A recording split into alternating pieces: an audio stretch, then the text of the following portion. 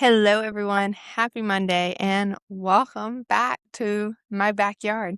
It is absolutely stunning here in Oregon. I did a lot of yard work yesterday. My wife was out of town visiting our niece who just turned 1, which was really special. I had a few clients I was already committed to this weekend. So I stayed in town, cut the grass. I got new flowers because I recently forgot to water our flowers. And so in like 3 days of 100-degree heat, they died. So I went, got new flowers, got some lavender for the front yard. And today we have been absolutely busy. I was booked all morning with clients, and now my wife's inside meal prepping. I'm in the backyard recording, where I have been loving to record, and just really grateful for this yard, for the sanctuary that we have created in our home. I talk so often inside of my membership about ritualizing your home, healing your home, because for so many of us that are having these busy lives, that are distracted, that have all of these goals, it's really important to have a place to land, to heal, to release the energy that we take on during the day. And so being able to create ritual inside of your home, to have anchors that bring you back to your center, to your core, will become a game changer for your life and for your stress and your burnout, because you are creating a place that you can just get in and go, We've had so many friends come in and they're like, oh my God, your house is just magical.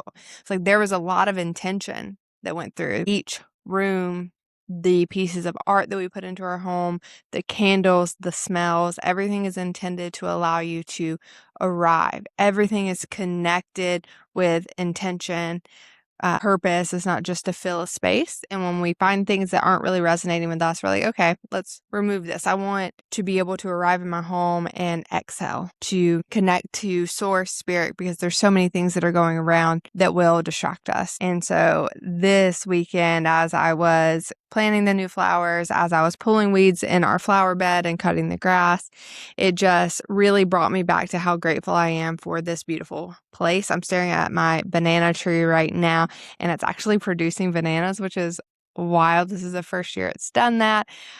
So this climate is really fascinating. We are going to plant some new plants in our garden, in our front yard. We have raised beds. This connection to Mama Earth, to the birds, to the crows around us, has me feeling deeper in connection with my purpose, with my path. I've always been called to plants, to animals, to nature, and being able to cultivate that within my own space is just another dimension of that, another connection, a reminder like, oh, everything is weaved together.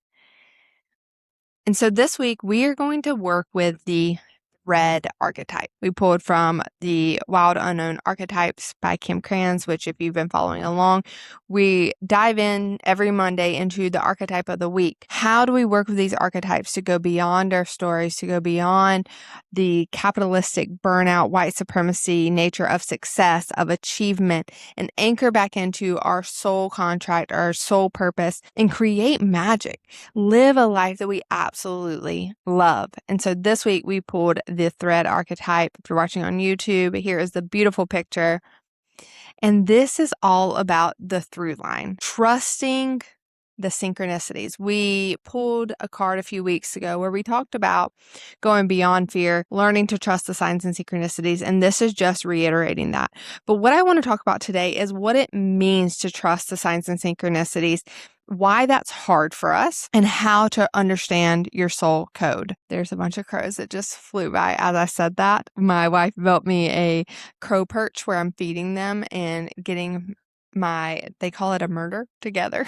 That's what they call a group of crows. So connecting with the birds. Anyways, I want to talk about a soul code. You've heard me talk about that on the podcast if you've been a listener for any time, but I really want to bring that down, what it means to have a soul code, how you can use that in your life, in your business, in your decision making, and how to really bring these signs and synchronicities, which can feel a bit outside of self, into the 3D, work with the chaos that is around us.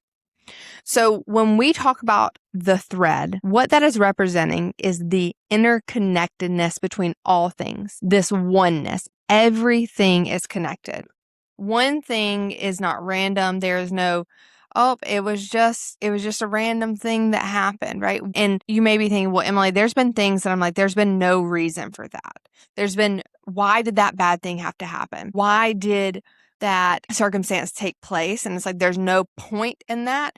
But the thing here to remember is that we can draw meaning, we can draw lessons, we can draw power from every single thing that we experience in our life. That is the oneness that occurs. And when we get so caught up in the distractions and the chaos of our life, in the hurt and the pain, we get separated from that oneness. And that separation, that isolation, then disconnects us from our power, from our support, from our knowing of our next step, because we get angry, we get confused, we get stuck in our humanness, which is not bad. It is not wrong, but it does cause extended suffering. And so this week we are talking about the oneness that happens despite anything external. This path we can always come back to every time we have confusion, that soul code that gives us the orientation point. That's why I'm so passionate about teaching entrepreneurs, leaders, and creatives, people with these big visions about their soul code, because we have all of these downloads that come to us because we are creative. We are the people taking initiative. And so how do we then begin to know which way we're supposed to move with all of these downloads? And it comes back time and time again to that soul code. So in the soul code extraction workshop, I take you through understanding how you have most likely been building your life from core needs instead of soul code. So getting these needs met, especially for high achievers, overachievers, people that just really are doing a lot of things in the world, that have followed this path of success. We've done this oftentimes for almost 95% of the clients that I work with, because that is how we were raised. That was a conditioning that we experience. And that is not a bad thing. As I'm explaining this to you, I want you to be aware of where you're putting morality on things. Oh, this is the right or wrong decision. I did that the right way or the wrong way. And I want to invite you to remove that pigmentation on decisions, because this right or wrong is a human construct that only puts us in shame and keeps us in our head. And when we are channeling, when we are escaping these cycles of burnout and stress, there is an invitation to instead play with something beyond this duality of right or wrong and step into the oneness, this opportunity that all is possible. So when you find yourself this week going, oh, well, was that it? Was that the sign? Was that the synchronicity? What if you instead approach the conversation, well, if I couldn't get it wrong and I was following what I felt like I was being pulled towards, what would I do? What is that thread that continues to come back around? And instead of going in your mind,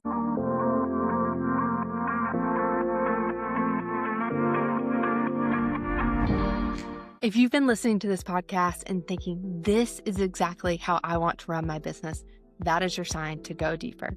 Rooted is my monthly membership for entrepreneurs and leaders who are done running their business and their career on empty. Inside, we work with energetic patterns of each season, pull the archetypes, read what's moving, and use all of it to make clearer decisions, reduce the stress that's been quietly draining you, and build towards your vision in a way that actually feels like you and feels deeply connected to source and spirit. Most of us have spent years mastering the strategy and performing really high. The plans, the goals, the hustle. Rooted is the other half. It is the part that makes the strategy work without costing you everything. It's $27 a month, and you can try it free for 7 days. Go to risetoher.com/rooted or click the link in the show notes. Come get rooted with us. I'll see you inside.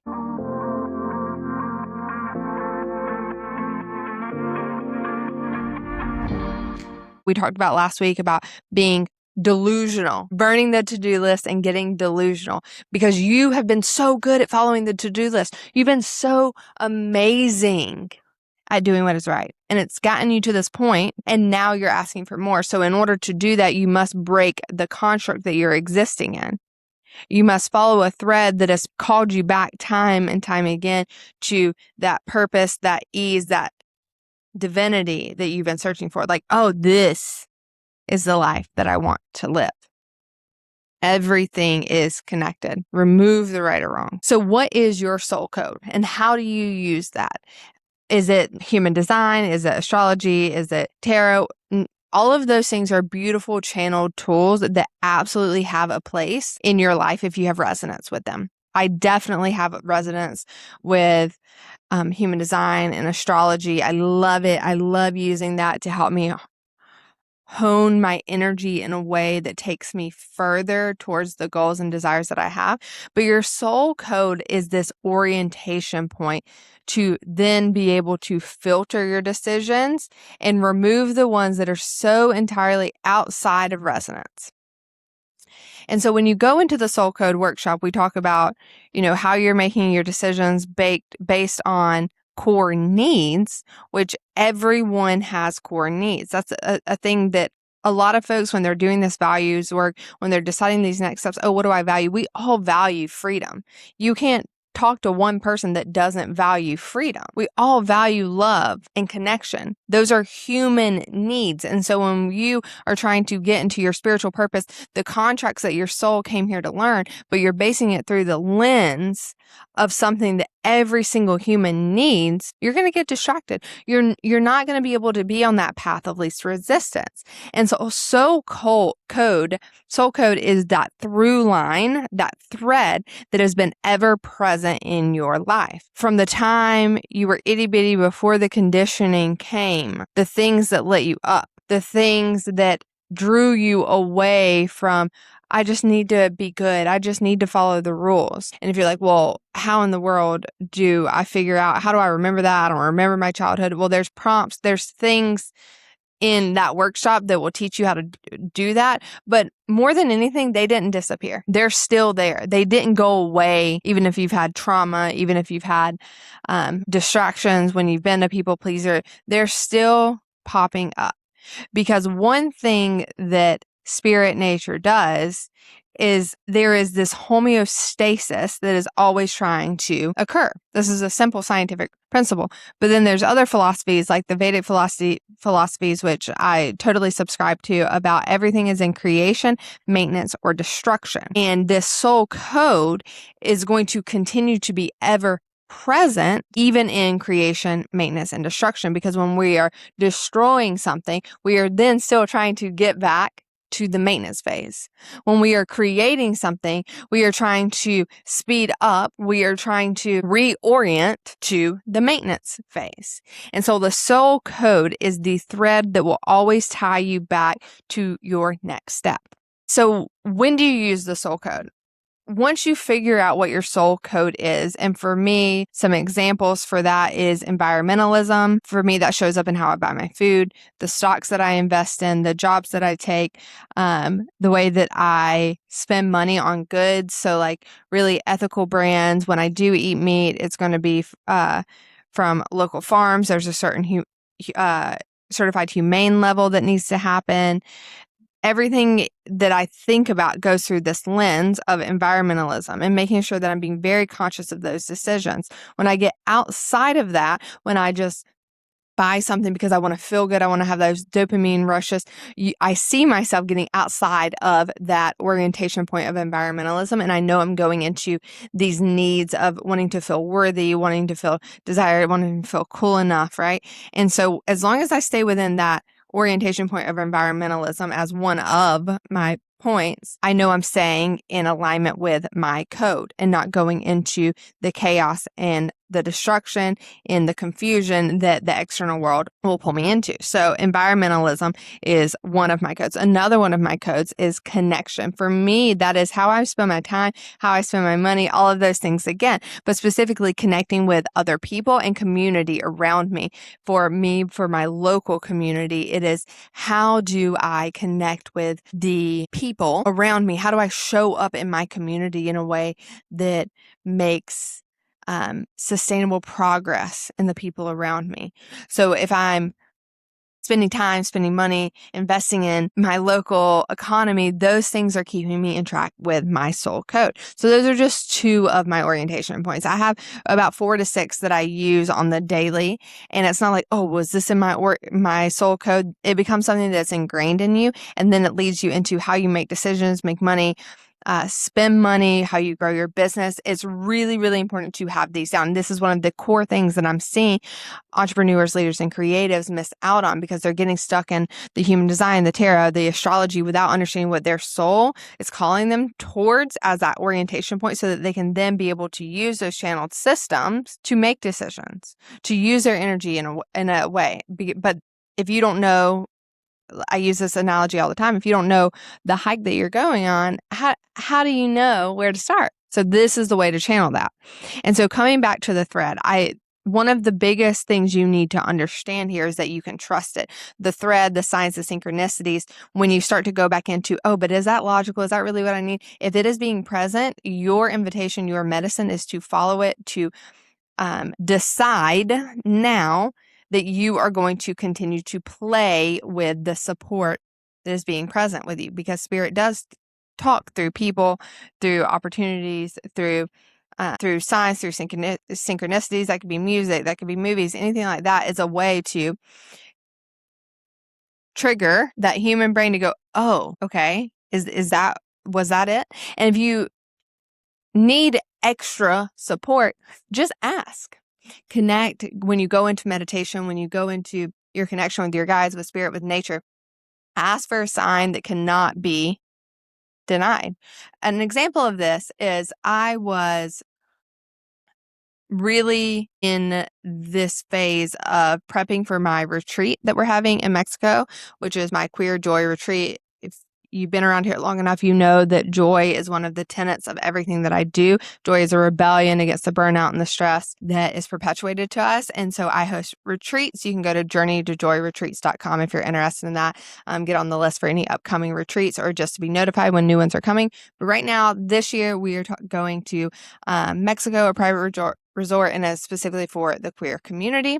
They won't always be just the queer community, but this one was really special for me to create a container for just the queer community. So as I was prepping, connecting with Source, I wanted a sign that I was on the right track, because I was kept going into my brain. I kept going into my human logic, and I was like, I need a sign that is so evident that I know it came from you, that it like takes my attention. And I asked for something red and not something that was commonplace. I saw a bunch of red trucks just after that. I saw a bunch of red birds, and I was like, those are just too commonplace. That doesn't feel like it. I want to feel it in my body. Then I get to CrossFit and someone walks in with the brightest red leggings on. And I felt this resonance, this knowing of, hi, this is it. And it was okay. Now your next step is to follow through in action, because a lot of us, we're asking for these signs and synchronicities. We're saying, okay, what's the thread? What's the next step? But you're getting them and you're ignoring them because the fear is taking over. And so here you're being asked to trust it, because we get so caught up in our own problems, in our own delusions, in our own frustration, in our own fear. When the signs and synchronicities are so clearly in front of us, we ignore them. We say, yeah, but okay, but maybe I need another one. And that is the block. That is continuing to be the block. Quit talking yourself out of it. So as you continue to navigate these decisions, navigate the opportunities that lay ahead of you, and undoubtedly you're going to have issues that pop up, step away from them. See how you can remove yourself from the chaos, from the distractions, from the input, going back into your soul code, and then looking for the signs and synchronicities within that. And then be willing to take the steps. Be willing to do the action in the 3D. For so many of us that are spiritual, we get really freaking caught up in, let me meditate, let me just feel, let me just trust. but you don't recognize that to go beyond your story, to have something new, you're going to feel really uncomfortable. It's not about feeling, it's about knowing. It's about being in connection, right? And that's not to say you don't need to feel, you do. There is obviously nuance in that statement, but when the feeling is driving your decisions, you are then letting your past recreate your future. When you are working in embodiment practices, when you are doing the somatic portion, you are being with the emotion to allow it to move through you so that you can then connect to something that is ever present, that soul code, instead of getting so distracted and distraught by everything that is going around you. So this week we are following the signs and synchronicities. We are coming back to the thread that has been ever present. We are recognizing where we get so caught up in our problems that we just then recreate and amplify them, and instead stepping back and knowing. Write this down on a piece of paper, put it on your door. I can trust my signs and synchronicities, and I can act on them. See how that changes your energy for this week. If you want to go ahead and jump in and get a head start on what your soul code is, so you have that orientation point, you can use the link in the show notes. And it's a really awesome in-depth workshop. There is the bridge that shows you how to use your soul code to then make decisions. And then there is an extra bonus module that I just added that I'm super stoked about, how to use your soul code to make business decisions and to grow your business.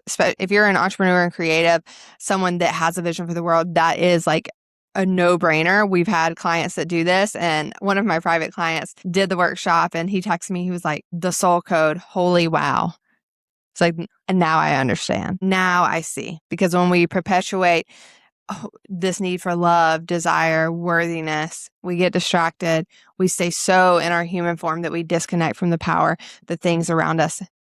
But you have to be willing to be in both. Receive the signs, take the actions, follow the thread. That is the through line. That is what I have for you this week. I'll see you here next week. Thank you for being here. If you like this episode, it would be amazing. An energy exchange for us would be to leave us a review on whatever platform you're listening to. If you are following us on YouTube, leave us a comment. That is amazing. Share it.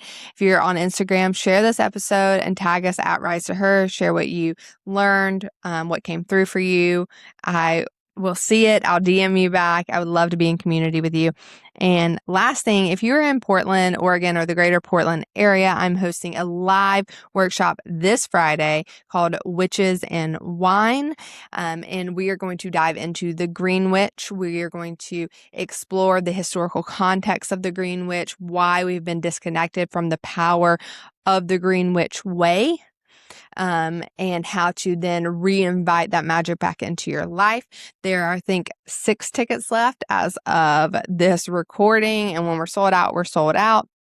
It'll be an absolutely magical event. If you don't drink, there's still non-alcoholic options. It will be amazing. And I will put that link in the show notes as well. But you can go to risetoher.com/witchesandwine and get your ticket. All right. See y'all later. Bye. Thank you so much for being here, for listening, reflecting, and rising into more of who you really are. If this episode sparked something inside of you or reminded you you're not alone, then you're exactly where you're meant to be. To keep the conversation going, come hang out with me on Instagram at @rise2her. I always love hearing what's resonating for you. And if you're craving a space to explore intuitive, soul-led living with others who get it, our community is growing and you're always welcome. Until next time, trust yourself, honor your rhythm, and keep rising.